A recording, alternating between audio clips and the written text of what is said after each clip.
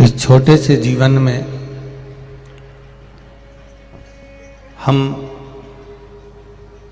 अपने परिवार को साधते हुए परिवार के साथ में सब कर्म करते करते करते करते भगवान की भक्ति को भी धारण करें। हम कभी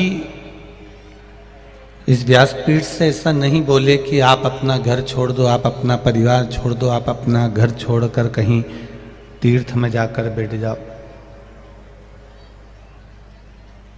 या कहीं एकांत में जाकर बैठ जाओ। ये कभी इस व्यासपीठ से नहीं कहा। इस व्यासपीठ से कहा परिवार में रहो, घर में रहो, कुटुंब में रहो, सबके साथ रहो और सबके साथ रहकर भगवान की भक्ति को करो।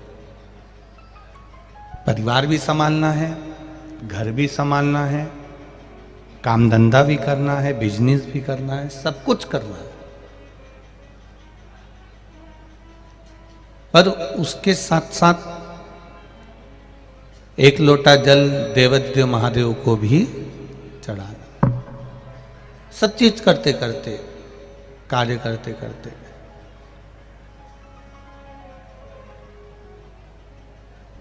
दूसरे आपको खुशी देंगे या दूसरे आपको दुख देंगे, उससे हमको मतलब नहीं रखना। हमारी खुशी, हमारा खुश रहने का आनंद हमारे खुद के पास होना चाहिए, स्वयं के पास होना चाहिए।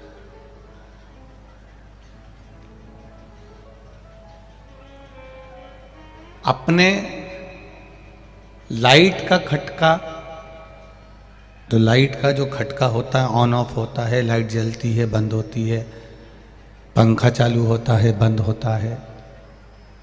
ये लाइट का जो खटका है तुम अपने घर में लगाते हो, अपने कमरे का, कि दूसरे के घर में लगाते हो? अपने कमरे का खटका अपने कमरे में होना चाहिए। माँ के कमरे में, पिताजी के कमरे में जो लाइट लगी है उसका खटका भी पिताजी के कमरे में होना चाहिए।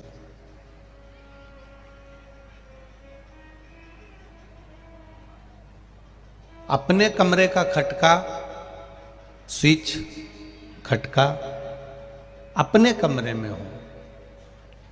भाई के कमरे का खटका, स्विच भाई के कमरे में हो। क्योंकि अगर हमने अपना स्विच, अपना खटका पिताजी के कमरे में लगा दिया या पिताजी के कमरे का खटका अपने कमरे में लगा लिया तो उसका कोई लाभ नहीं होगा। जब उनको चालू करना है तब वो चालू कर लें, जब उनको बंद करना है वो बंद कर लें। दूसरे पर आश्रित नहीं होना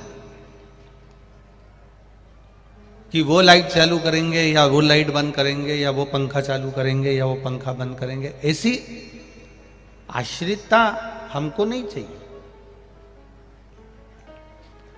अपना कमरे का खटका अपने पास होना चाहिए कि अपन बंद कर दिया, अपन चालू कर दिया। उसी तरह इस मनुष्य देह में खुश रहने का खटका, ये आत्मा, ये मन भगवान ने आपको दिया है। आप स्वयं अपने आप में खुश रह सकते हैं, अपने आप में आनंदित रह सकते हैं। दूसरा आपको खुश नहीं कर सकता।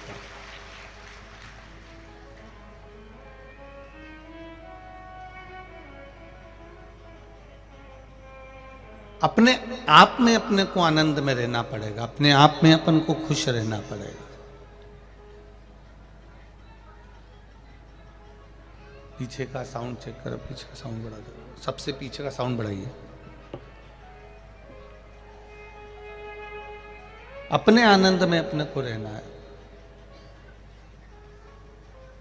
और जब हम अपनी खुशी के साथ अपनी जिंदगी जीते हैं, अपने आनंद के साथ अपनी जिंदगी जीते हैं, तो उसका एक सुख ही दूसरा है, उसका एक आनंद ही दूसरा है।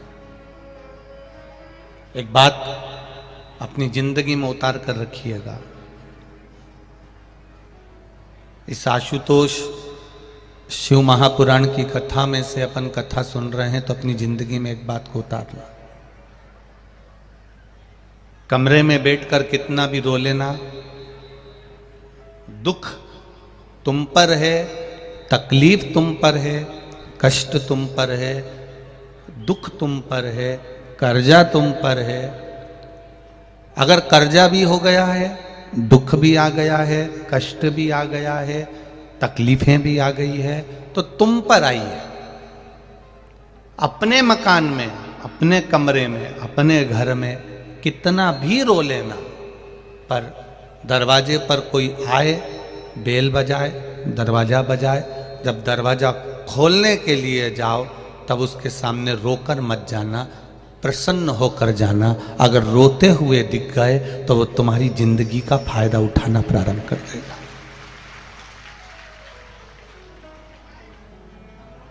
अगर तुम रोते हुए दिख गए, तुमने किसी से कह दिया साहब मैं कर्जे में हूं, तो फिर वो तुमको हल्के में लेने लगेगा, तुमको गिनेगा नहीं।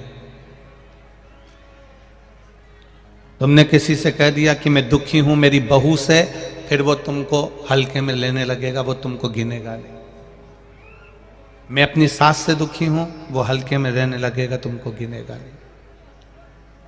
अपने दुख पड़ोसी कभी नहीं काटेगा। अपनी तकलीफ को अपने पड़ोसी या रिश्तेदार, नातेदार या कुटुंब वाले नहीं काटेंगे। आपके जीवन में अगर दुख है, आपके जीवन में तकलीफ है, तो वो कोई दूसरा काटने वाला नहीं होगा। किसी की सामर्थ्यता नहीं है कि कोई आपके दुख को काट दे। आपके दुख को आपको स्वयं को काटना है, क्योंकि कर्म का जो लेखनी है वो हमारे ऊपर लिखी हुई है। उस कर्म की लेखनी को हमें स्वयं काटना पड़ेगा।